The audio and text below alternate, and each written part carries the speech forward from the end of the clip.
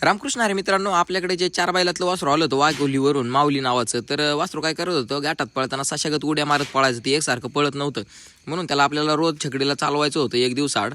मग आज मी नव्हतो, त्यामुळे पोरं चालू होती बाई आणि आप्या. मग व्हिडिओग्राफर पशी जरा ते बेत होतं व्हिडिओ काढणाऱ्या माणसापाशी, पण तरी पण काय विषय नाही, त्याची सवय होऊन जाईन हळूहळू. नंतर ना आपल्याकडे मुळशीतून वासरू आलं होतं आदत, त्याला पण आपण राऊंड मारत होतो. वासरू बारीक असल्यामुळे काय आपण जास्त व्यायामाला त्याला त्रास देत नाही. वासरू जर तुमचं बाहेर बिर ओढत असेल ना मित्रांनो, काय काळजी घ्यायची माहिती का, नथनी कंपल्सरी टाकायची चालवताना. काय होतं, वासराला पण सवय होऊन जाते. आणि आपण मस्त म्हणतो सडकेला चालतंय सरळ, इकडे चालतंय सरळ रस्त्याला, पण सरळ चालताना जर मान बाहेर काढत असेल, ती मान बाहेर काढायची सवय कवा मोडते, आपण चालवत असेल तेव्हाच. चालवताना तुम्ही 100% नथनी घाला, विसरूच नका तुम्ही अजिबात नथनी. बैल बाहेर वाढायची सवय तिथंच बंद होणार आहे.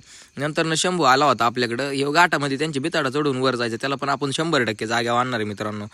तर फेरा अजून ह्याचा काढला नाही, फेरा तर काढायचेच, पण आपण जेव्हा 2-4 वेळा पाखऱ्यासोबत चालवेल, जेव्हा त्याचा खांदा व्यवस्थित रुळल, तेव्हाच आपण फेरा काढणार आहे त्याला. नंतर राजा आला होता आपल्याकडे इंदापूरवरून, त्यांचा सर्जाला रिझल्ट आल्यामुळे, त्यामुळे राजाला पण आपण रिझल्ट देणारच त्यांना 100%. वासरू जरा खुराक खात नाही, पण खाईल हळूहळू 7-8 दिवसामध्ये तब्येत पण होईल त्याची. तर मग त्याला पण 2-3 राऊंड चालवलं. असं करत करत 4 वासरं चालवले आज पाखऱ्यांनी, म्हणजे कमीत कमी पाखरे आज 8 ते 10 किलोमीटर चालला होता. म्हणजे बैलाला त्या पण भरपूर व्यायाम आहे. तुम्ही पण असा एक बैल तयार करा, वासरं शिकवायला खूप सोपं जाईल. आपल्या आयडीला फॉलो करायला विसरू नका. जय श्रीराम.